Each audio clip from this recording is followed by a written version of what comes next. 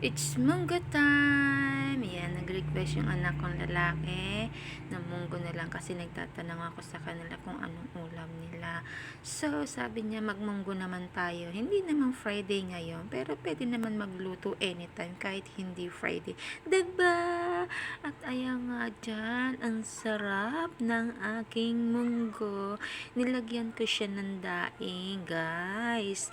Meron din siyang konting baboy at dalawang supot ng chicharon. Ayan, ang sarap at ang dami kong nakain dyan. Bundat na bundat ako. Hindi nga ako makahinga sa sobrang dami kong nakain, guys. So, sarap.